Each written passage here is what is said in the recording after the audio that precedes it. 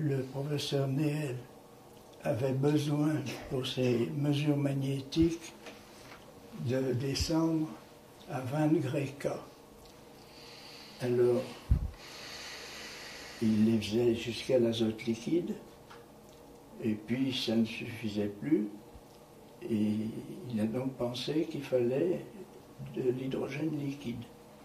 Alors il aurait pu demander effectivement à Spondlin de lui construire un liquéfacteur, puisqu'il en avait un, ou demander à l'air liquide de lui fournir de l'hélium liquide ou de l'hydrogène liquide dans des récipients, mais il faudrait un gazomètre et un peu d'installation pour mesure.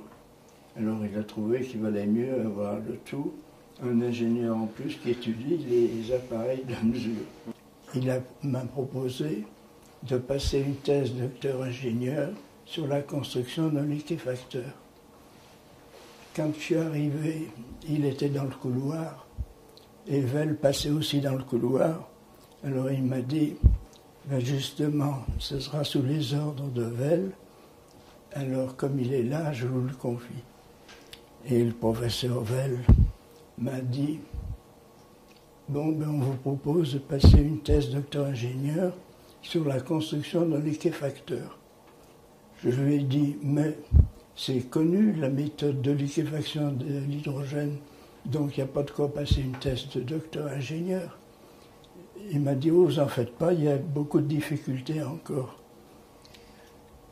Alors il m'a dit, bon, ben maintenant, qu'est-ce que vous savez sur la liquéfaction de l'hydrogène?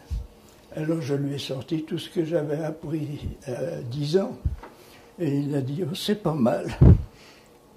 On a discuté le moyen de liquéfier l'hydrogène et de faire les plans, et de faire les pièces, de monter, etc.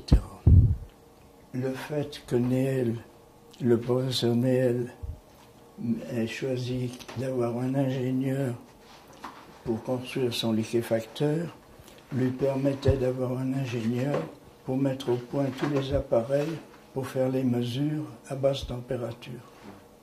Donc j'ai étudié tous les appareils pour ceux qui passaient des thèses en même temps. Je sais bien que quand j'ai passé ma première thèse, c'était le 1er avril. Je me suis demandé s'ils n'allaient pas me dire à la fin poisson d'avril. Chaque fois, il nous l'a raconté ça.